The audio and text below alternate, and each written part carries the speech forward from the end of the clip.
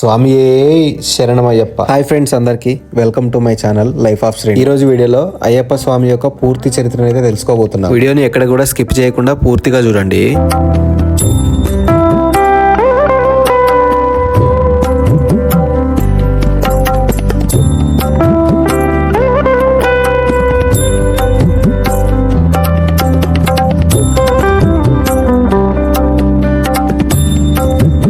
భారతదేశపు ఆధ్యాత్మిక సాంప్రదాయంలో, ముఖ్యంగా దక్షిణ భారతదేశంలో అత్యంత విశిష్టమైన దేవతల్లో అయ్యప్ప స్వామి ఒకరు. ఆయన కేవలం ఒక దేవుడు మాత్రమే కాకుండా ధర్మం, సమానత్వం, నియమం, త్యాగం, బ్రహ్మచర్యం వంటి ఉన్నత విలువలకు జీవాంత ప్రతీక. కోట్లాది మంది భక్తులు ప్రతి సంవత్సరానికి ఒకసారి శబరిమల యాత్ర చేసి స్వామియే శరణమయ్యప్ప అనే నామస్మరణతో ఆయనను ఆరాధిస్తారు. మేమైతే నిలక్కల్లో KSRTC బస్ అయితే ఎక్కి పంబా నదికి అయితే చేరడం జరిగింది. నిలక్కల్ నుంచి పంబా నదికి 18 కిలోమీటర్ల దూరం అయితే ఉంది. ఒక్కరికి 50 రూపీస్ ఛార్జ్ చేస్తున్నారు ఇక్కడ.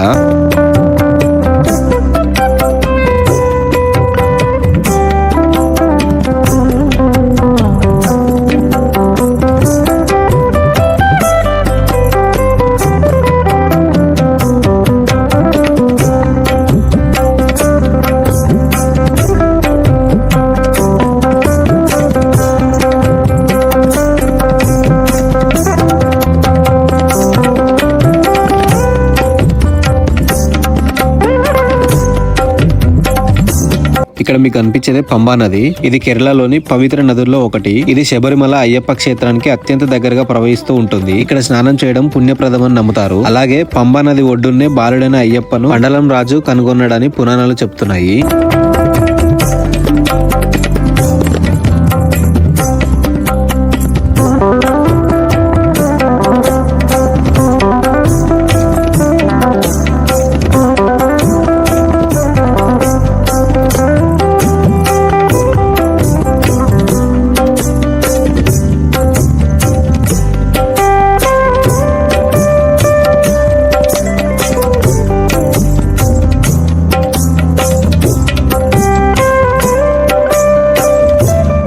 ఇక్కడికి వచ్చే స్వాములందరూ కూడా పంబా నదిలో స్నానం చేసి వారు తెచ్చుకున్న విరుముళ్ళకి పూజ చేసి విరుముళ్ళను తలపై పెట్టుకొని శబరిమలకైతే ప్రయాణం సాగిస్తారు.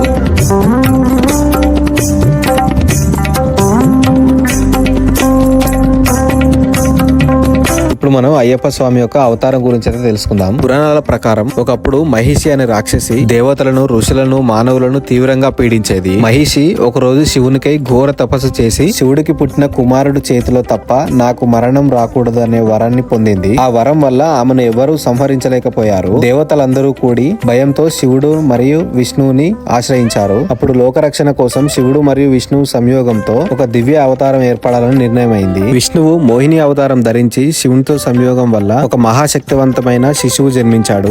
ఆ శిశువే అయ్యప్ప స్వామి. ఆ దివ్య శిశువును శివుడు అరణ్యంలో విడిచిపెట్టాడు. ఇక్కడ మనకు కనిపిస్తున్న ప్రదేశంలోనే శివుడు అరణ్యంలో వదిలిపెట్టాడట. కేరళలోని పందల రాజు రాజశేఖర్ ఒక రోజు వేటకు వెళ్ళినప్పుడు అడవిలో ఆ శిశువును కనుగొన్నాడు. ఆ శిశువును చూసిన వెంటనే అతనిలో దివ్య లక్షణాలు ఉన్నాయని గ్రహించాడు.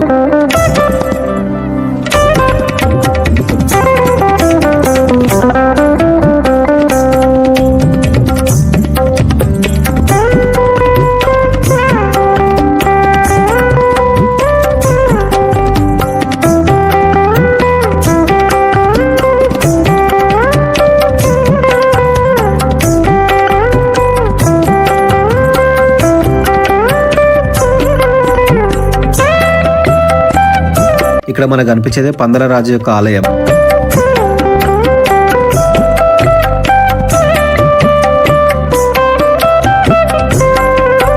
పందల రాజుకు సంతానం లేకపోవడంతో ఆ శిశువును దత్తత తీసుకొని మణికంఠుడనే పేరు పెట్టాడు. మణికంఠుడని పేరు పెట్టడానికి కారణం మెడలో మణి ఉండటంతో మణికంఠుడని పేరు పెట్టి పిలుచుకున్నారు. మణికంఠుడు చిన్నతనం నుంచే అసాధారణమైన ప్రతిభను ప్రదర్శించాడు. విద్య, యుద్ధ కళల్లో అపారమైన జ్ఞానం ఉండేది. ధర్మం పట్ల అచంచలమైన విశ్వాసం కలిగి ఉండేది. అందుకోసం ప్రజలందరూ మణికంఠుడిని ఎంతో ప్రేమించసాగారు.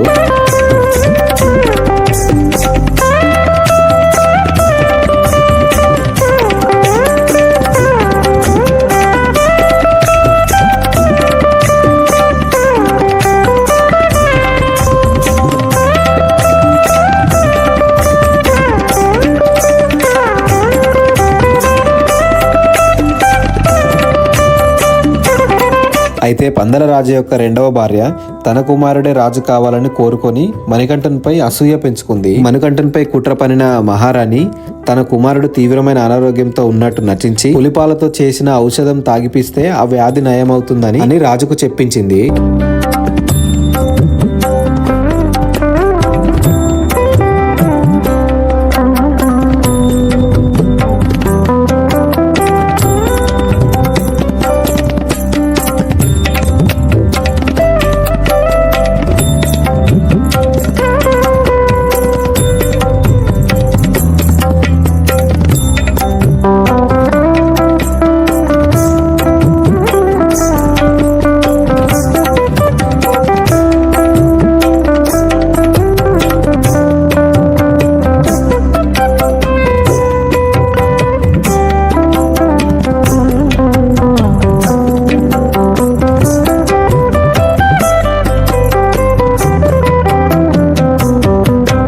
పులిపాలను తెచ్చే పనికి ఎవ్వరూ ముందుకు రాలేదు. అప్పుడు మణికంఠుడు తానే అడవికి వెళ్లి పులిపాలను తీసుకొస్తానని చెప్పాడు. రాజు ఎంత ఆపినా అతడు అంగీకరించలేదు.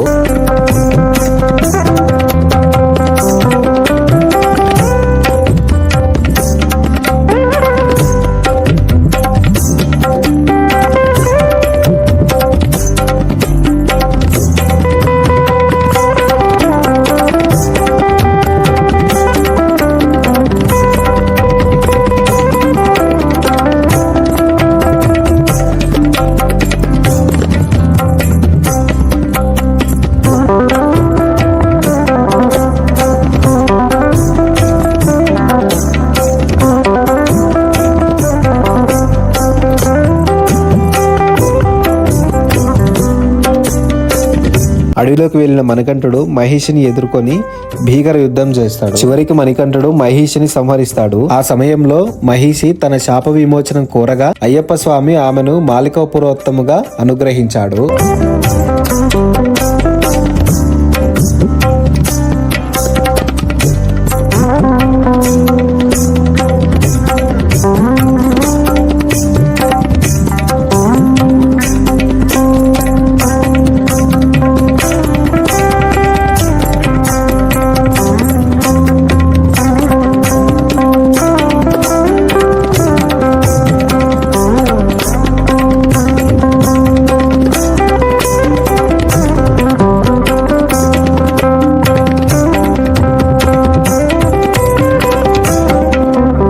మణికంఠుడు పులిపాలను తీసుకొని అనేక పులులతో కలిసి రాజధానికి తిరిగి వచ్చాడట. ఈ దృశ్యం చూసిన రాజు అతడు సాధారణ మనిషి కాదని గ్రహించాడు. తన కుమారుడు నిజంగా దైవాంశ సంభూతుడని తెలుసుకొని రాజ్యం అప్పగించడానికి సిద్ధమయ్యాడు. కానీ మణికంఠుడు ఈ రాజ్యాన్ని తిరస్కరించడం అయితే జరిగిందట.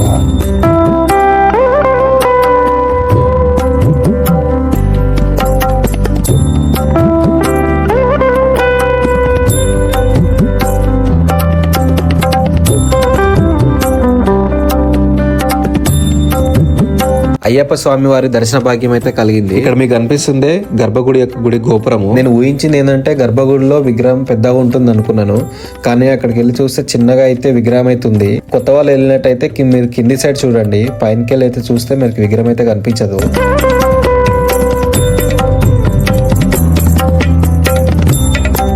మణికంఠుడు తన నిజస్వరూపాన్ని వెల్లడించి నేను ధర్మ పరిరక్షణ కోసం వచ్చిన అయ్యప్పను, నేను శబరిమలలో నిలుస్తాను అని చెప్పాడట. అయ్యప్ప స్వామి శబరిమల కొండలపై యోగ స్థితిలో స్థిరపడ్డాడు. రాజు అక్కడ ఆలయాన్ని నిర్మించాడు. అప్పటి నుంచే శబరిమల అయ్యప్ప స్వామి ఆలయం ప్రసిద్ధి చెందింది.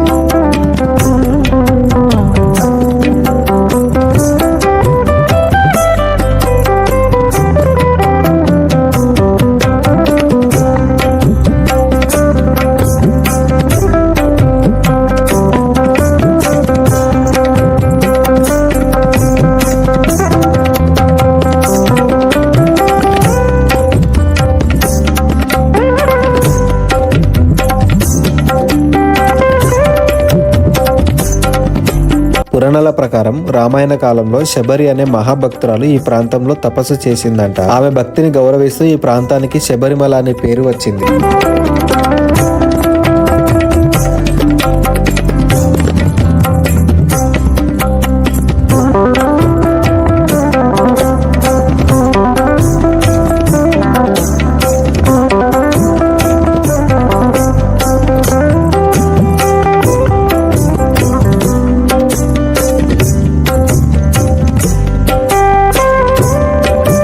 అయ్యప్ప స్వామి యొక్క 41 రోజుల వ్రత దీక్ష గురించి అయితే తెలుసుకుందాం.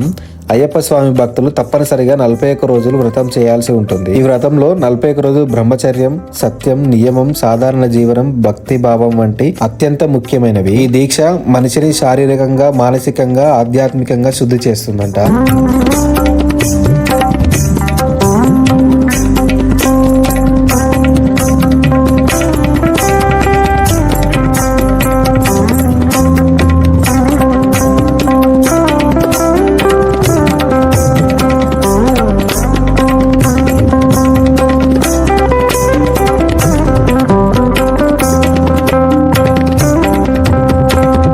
అయ్యప్ప స్వామి ఆరాధనలో సమానత్వం ప్రధానమైనది.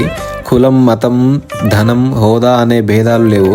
అందరూ స్వాములే. స్వామియే శరణమయ్యప్ప అంటే నేను నా అహంకారాన్ని విడిచిపెట్టి నిన్ను శరణు కోరుతున్నాను అనే భావాన్ని వ్యక్తం చేస్తుంది.